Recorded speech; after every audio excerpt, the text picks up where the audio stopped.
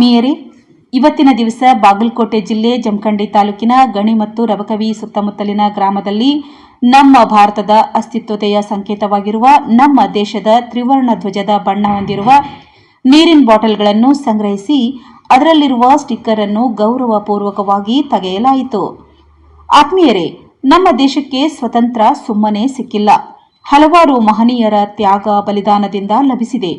ಅದಕ್ಕೆ ಅಗೌರವ ಆಗುವಂತಹ ಯಾವುದೇ ಸನ್ನಿವೇಶ ಆಗಿರಲಿ, ಅದನ್ನು ಭಾರತೀಯರಾದ ನಾವು ಖಂಡಿಸಲೇಬೇಕು. ನಮ್ಮ ಭಾರತದ ಬಾವುಟಕ್ಕೆ ಅದರದೇ ಆದ ಸ್ಥಾನ ಮಾನ ಹೊಂದಿದೆ. ಅದು ನಮ್ಮ ಕರ್ತವ್ಯ.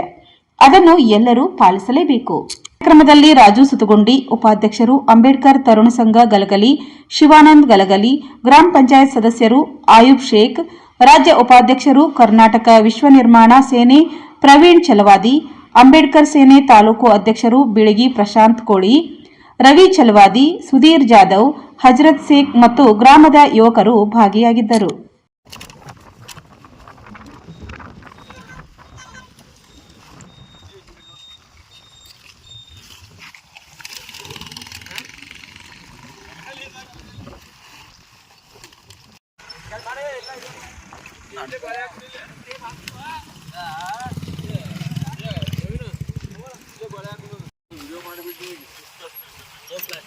ಎಲ್ಲರೂ ಬರೋದು ಮಾಡಿ ಎಲ್ಲರೂ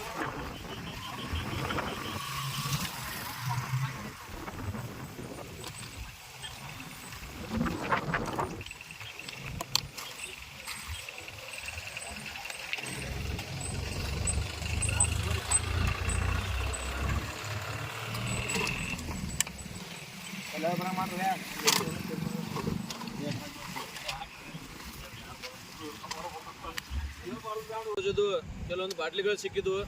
ಆ ಬಾಟ್ಲಿಯನ್ನು ನಾವು ನೋಡಿದಾಗ ನಮ್ಮ ರಾಷ್ಟ್ರಧ್ವಜದ ಒಂದು ಸಿಂಬಲ್ ಅನ್ನು ಅದ್ರ ಮೇಲೆ ಇತ್ತು. ನಾವು ಅದನ್ನೆಲ್ಲ ಎತ್ತಿ ನಾವೆಲ್ಲ ಒಂದು ಮಾಡಿ ಇಲ್ಲಿ ವಸ್ತು ಜಮಾ ಮಾಡಿ ನಾವು ಇಲ್ಲಿ ನಾಳೆ ಆ ಕಂಪ್ನಿಗೆ ಕಳಿಸ್ತಾ ಇದ್ದೀವಿ.